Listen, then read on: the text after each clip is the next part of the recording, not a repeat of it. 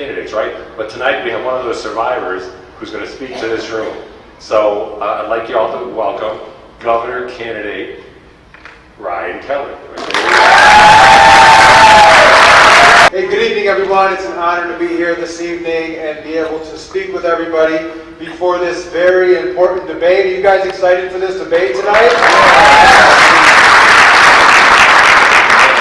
Very important that we watch where the candidates stand so that we understand the very best pick in order to change Washington, D.C. What we've seen here happen recently has been eye-opening, to say the least. If you want to know who's going to fight for us the hardest, look at who they're trying to silence the most. And I'm saying that everything that's been going on recently is aimed at not only silencing me, but anybody that speaks out against their leftist agenda. Being arrested by the FBI on misdemeanor charges in relation to January 6th in front of my wife, in front of my children, aiming to intimidate me, intimidate my family, intimidate all of our supporters, all of us that love America first, our republic, our Constitution. We have a very clear message from them. We are not going to be intimidated. We are not backing down. We are going to save our country. The only thing that they have done is empowered me with more courage. And they've made my microphone a heck of a lot louder. The entire state knows me now. The entire country, really. Name ID has been boosted, and I'll tell you, the support has been fantastic, not only here in Michigan, but all across the United States of America. I'm humbled by it. I'm very, very grateful. Now, we have 2 weeks to go and 1 day until the primary election. The most recent thing now, I want to make clear here with everybody some of this other nonsense that they're trying to push. A lawsuit stating that the Secretary of State needs to nullify all of my votes and take me off of the general election ballot. I'm like, wow, you're assuming I'm going to win the primary. That's good news.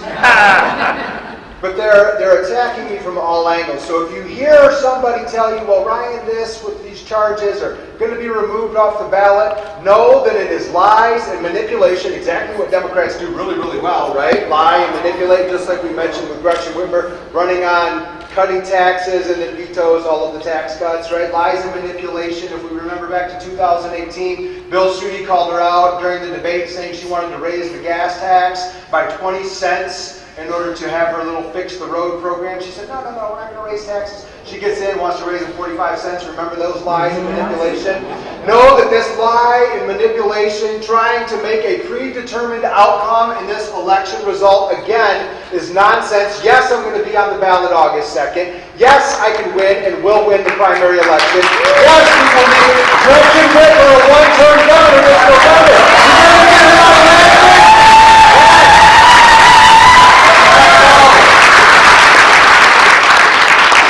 Go. And we need a fighter that's going to go up against her. That's why they're silencing me, because they know that the support all around this state that has got behind our campaign is not going to be able to stop.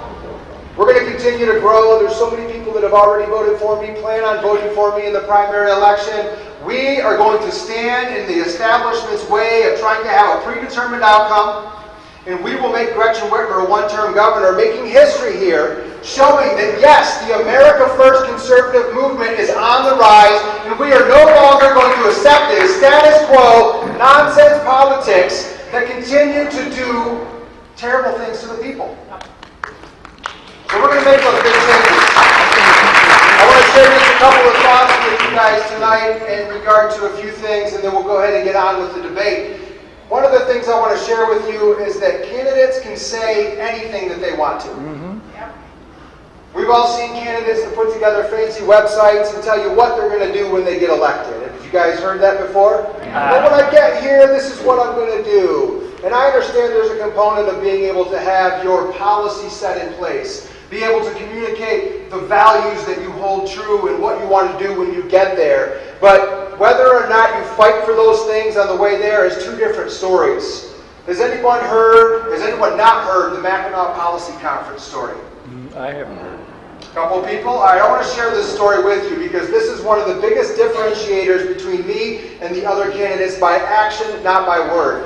When there was 10 candidates in the race, 5 of the candidates were invited to go to the Mackinac Policy Conference to have a governor's debate.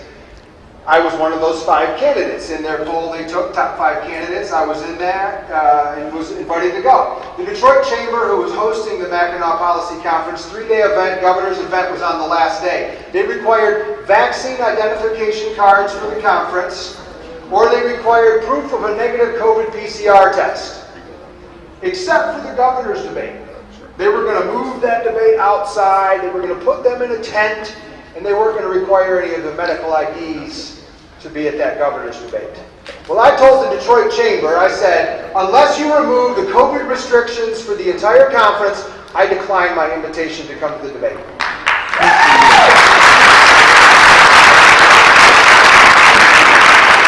They responded by taking me off of the list of invited guests. Okay, there you go. At that point, I boycotted the Mackinac Policy Conference. I sent messages to every single other governor candidate and every freedom-loving, medical freedom-pursuing Michigan First candidate to boycott the Mackinac Policy Conference with me. No one responded. John Adams said, stand on principle even if you stand alone. With that decision, they said, well, the TV camera's there, and we need the exposure, and we got to get out there, and I will never, ever compromise on my principles of doing what is right to get in front of TV cameras. Never going to happen.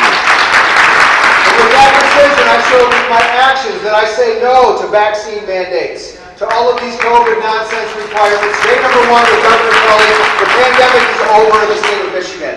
On day number 1, I write an executive directive telling licensing and regulatory affairs that they are no longer allowed to have these doctors be threatened by losing their licenses for prescribing effective treatments to their patients. Good. Day number 1. But that decision there, like, you know, one of those moments like, here, hold my beer, watch this, right? I said no to the TV cameras and all of that exposure to do the right thing. And then God's like, all right, FBI, go arrest this guy, have the whole country talking about him, we're going to have some name ID there, right? I guess that was an exchange, I guess, not that I want to go through this process, right? But people know that I'm a fighter, and that's a big difference. One other story I'll share with you here, where they tried to corner me at the Wood TV8 debate. The day before the debate, we received an email stating that when we showed up, we had to sign a paper stating we didn't have any COVID symptoms and that we weren't around anyone that had COVID-19 in the previous 14 days. So I got there and I had the team recording, and we walked up there. She's like, we're going to need you to fill out this form stating you don't have any COVID symptoms, or you haven't been around anybody that's had COVID-19 in the past 14 days. And I said, yeah, we're going to opt out of that one. And she said, well, that's not a big. She's like, this is just stating that you don't. I said, look, we're all here. We're all feeling totally fine. Otherwise, we wouldn't be here. We're not going to sign that. Final decision. Tell me how you'd like to proceed. And so she looks around, she's like, I'm going to have to go get clarity on this. I'm like, well, clarity away. So she walked down the hall and chatted with some people, and a few minutes later, a gentleman walks up, opens the door, and said, Mr. Kelly, welcome to the debate. Come on inside.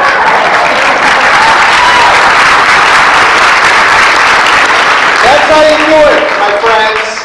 We're not going to allow the left to run the show and continue with these ridiculous COVID restrictions. I will stand and fight, not only with my words, but by my actions. Remember that when you go and vote on August 2nd. If you're going to fill out an absentee ballot, remember that when you fill out the absentee ballot. Who will fight for you with their actions, not just their words? And I encourage you, when you speak, or when you hear these two candidates tonight, and you hear what they talk about, find out if the audio and the video matches. Are they just talking, or are they doing the things that they talk about? Every single person we elect to office needs to be able to stand and fight and show us by their actions. They will fight for the conservative values that will save our state and save our country.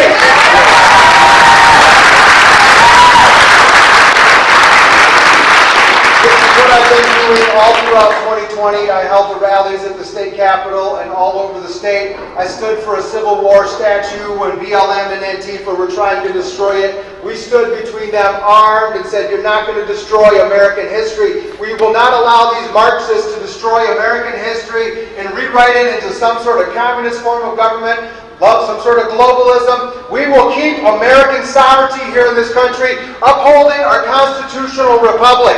That's our mission, my friends, and that is exactly why I'm in this fight. Because my wife and our 6 children, we will not stand by on the sidelines while America is destroyed in front of our faces.